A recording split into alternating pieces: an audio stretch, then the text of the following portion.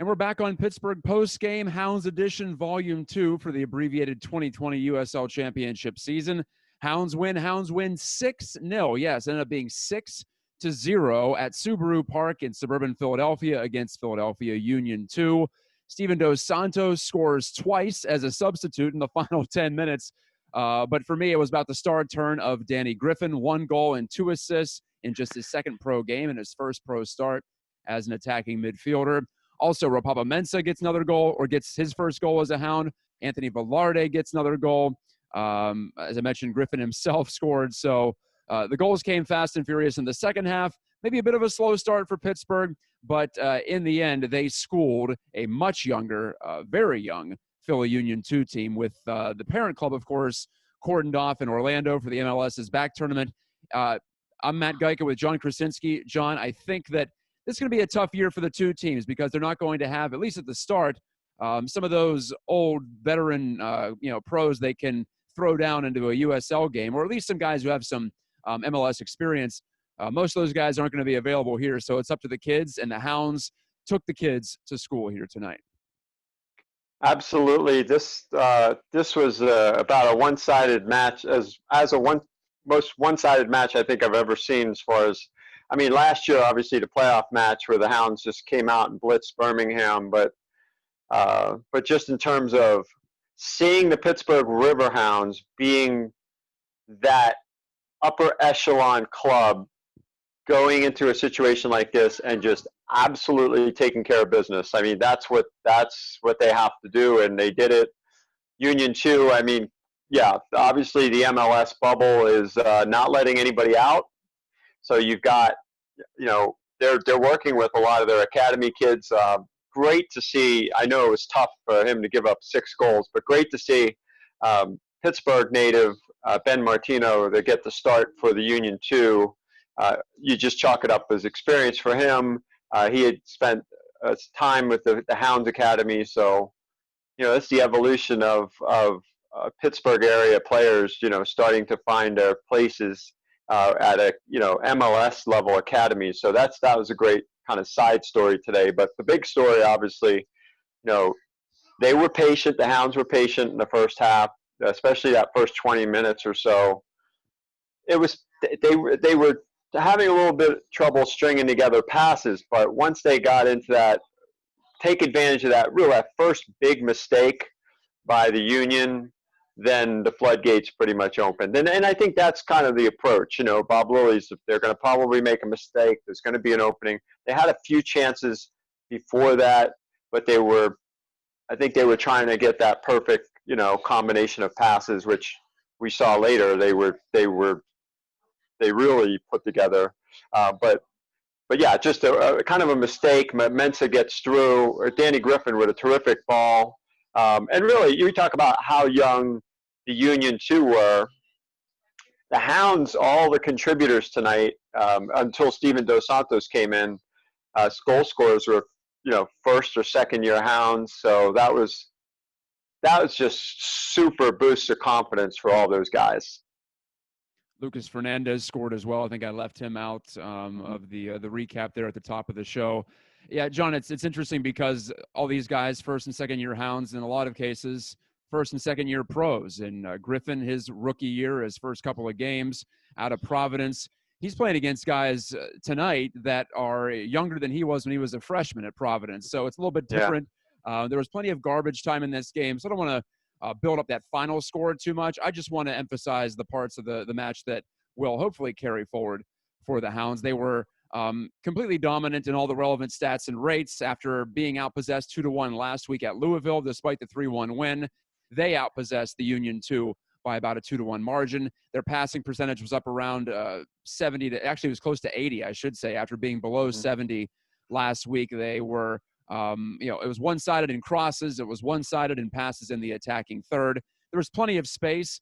And once the Hounds, I think, John, for me, the key was once they started hitting the flanks, I think they realized that the narrowness of that Philly formation was something they could exploit by switching play, by getting to the corners.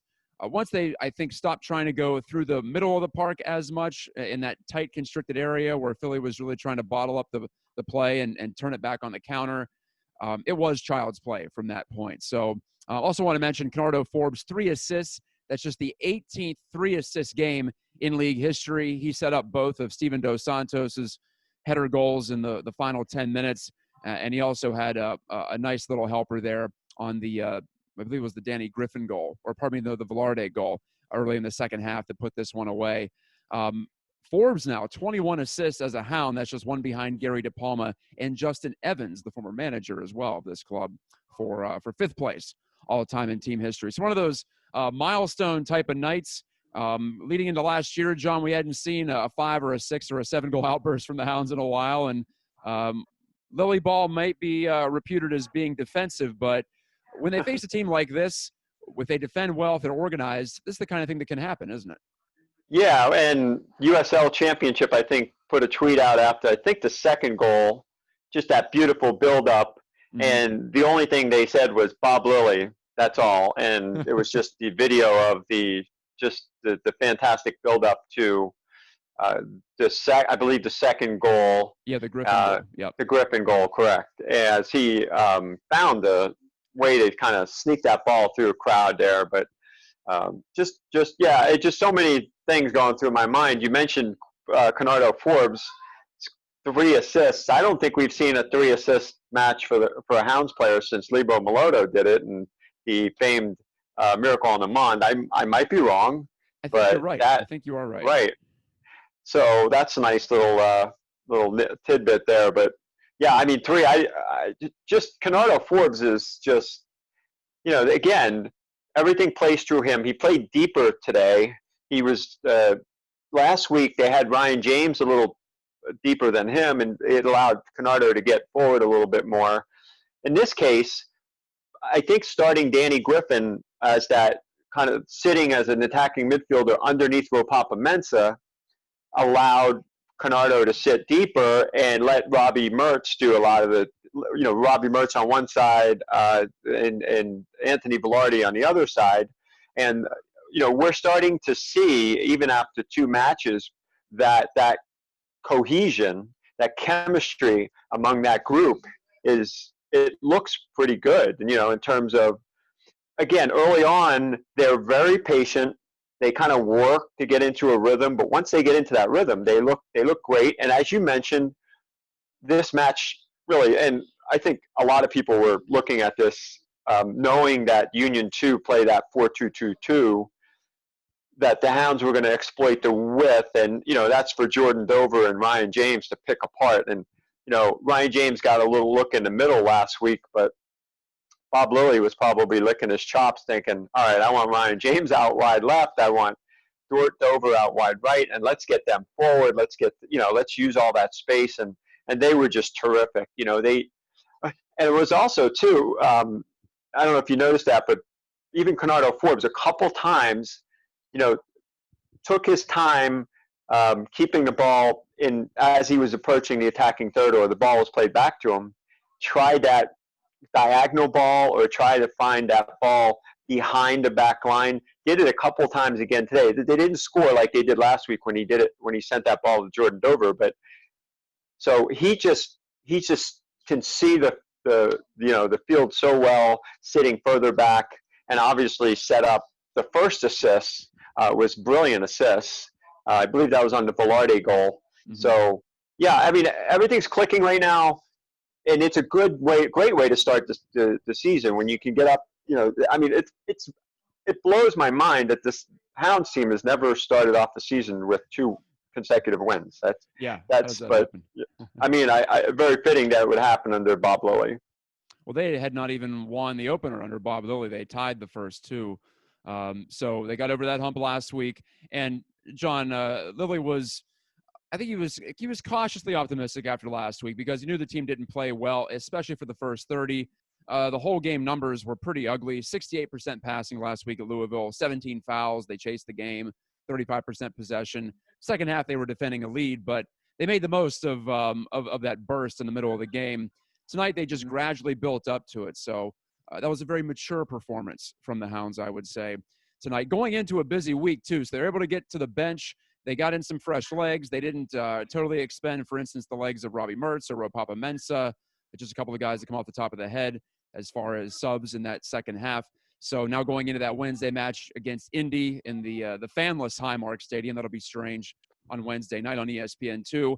And then after that, they have the trip to New York on Sunday evening in another Group F matchup. So they're 2-0.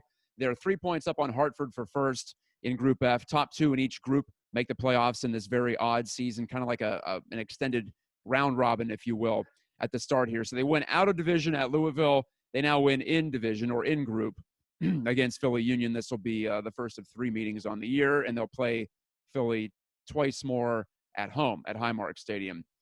So I don't know if Philly Union maybe can get their act together a little bit more, but tonight they were ripe for the picking, and the Hounds certainly did that.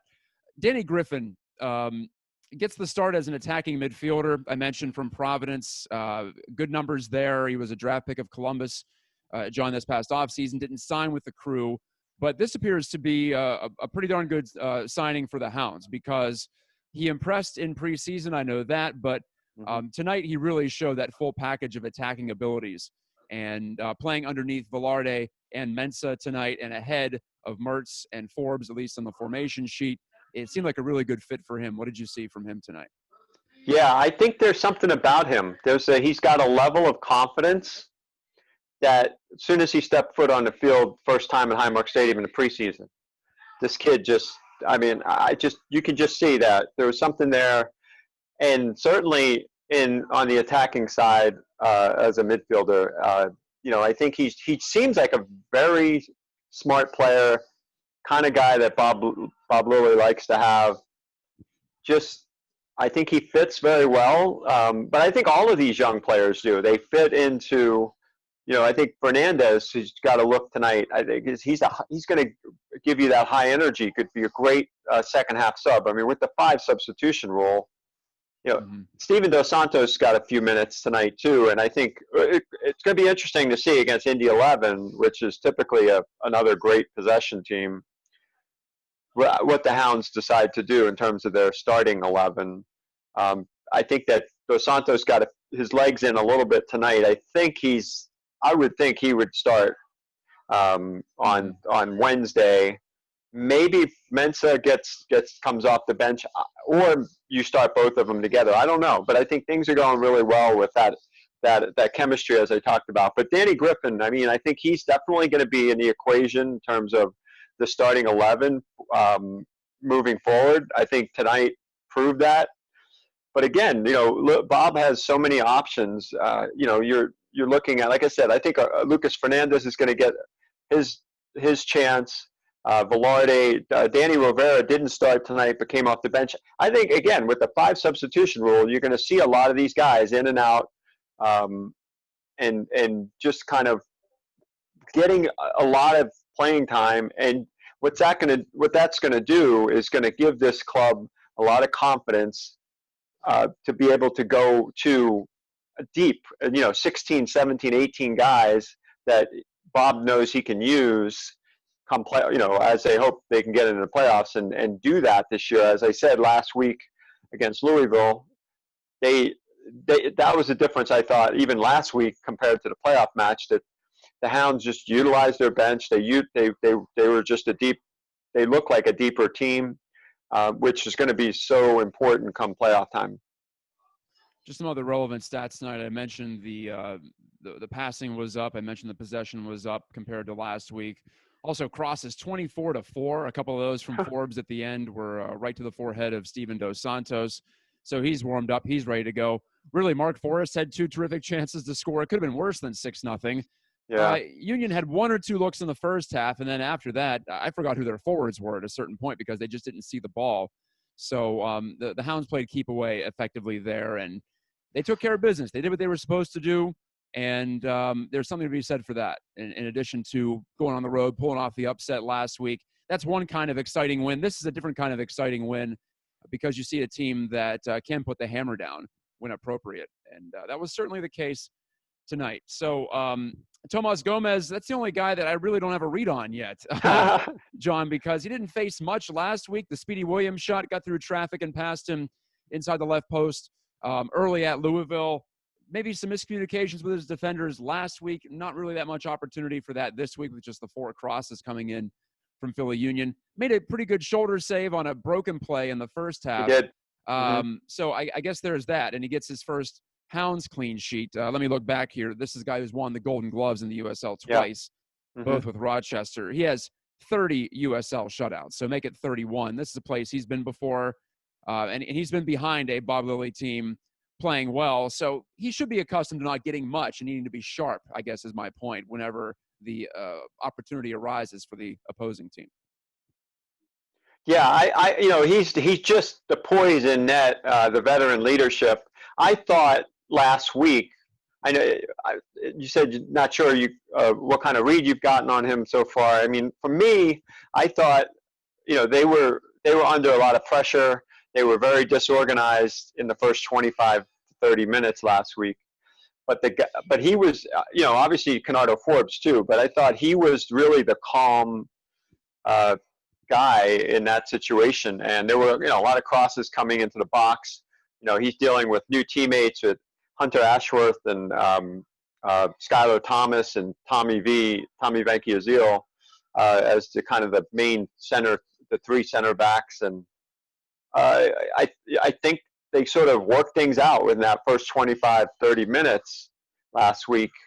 And they've been flawless since. I mean, again, early on today, I think the Hounds were giving Philly maybe a little bit too much space. Couple players, there were a couple, like you said, that he had to make that one shoulder save. The first 25 minutes or so was kind of even. But yeah, I mean, I just thought his poise, his veteran leadership, it does stand out. You could just see that. Seems like he's just totally in control back there. This was win number 40 for Bob Lilley as manager of the Hounds in his 3rd season. Now 40, 13, and 25. 77 games coached. He actually just passed up Gene Klein for 2nd all-time in franchise history. So it's amazing how quickly that happened. He's now just 2nd to Justin Evans, who's been mentioned twice on Pittsburgh Postgame tonight. Evans, the Pittsburgh native, 112 games. So still about a season and a half's worth. Well, I guess a regular season and a half's worth, not a COVID season and a half's worth for Bob to catch up to Evans. But so far, so great for him. Johnny said it. You have to be better than just gutting it out. Better than what they were last week, and they certainly were. So I look forward to Wednesday. I know that's going to be good because now we see a team that's gotten a couple wins under its belt, has some confidence, and certainly played better this week than they did the last time. They showed they were able to dominate an inferior opponent, which that was the case tonight.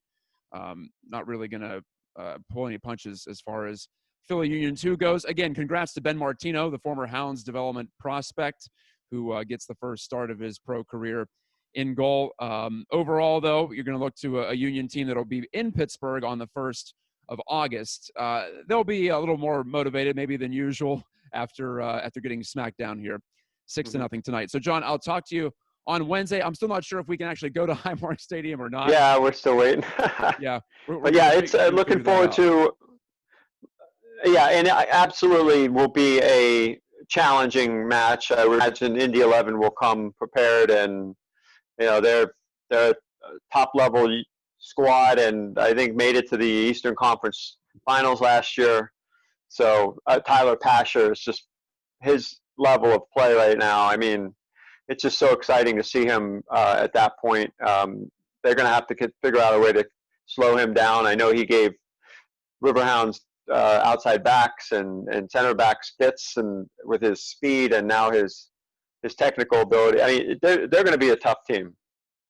Yeah, Pasher's the kind of guy I'm surprised isn't in MLS at this point, or at least getting a shot. But well, he's the Hounds' problem. He was formerly the Hounds' solution, maybe, or a part of it in 2015, especially when he made his debut stateside. But now he's on the other team. So Indy and Pittsburgh, 7 o'clock Wednesday, and we'll have a Pittsburgh postgame for you in some form or fashion. It'll be broadcast on ESPN2, but there will be no fans in the house. Look for some interesting two-stick banners from the Steel Army, though. I know they've been cooking something up for what I believe will be Highmark Stadium's national TV debut on ESPN2. So it's a shame we can't show off the atmosphere a little bit better, but That's what we're all doing right now, making sacrifices in this year of our Lord 2020. So it's 6-0 Hounds over Philly Union 2 tonight. For John Krysinsky of Pittsburgh Soccer Now, where you can find tonight's recap and player grades, I'm Matt Gajtka saying good night on Pittsburgh Postgame on Pittsburgh Sports Live. Talk to you next time.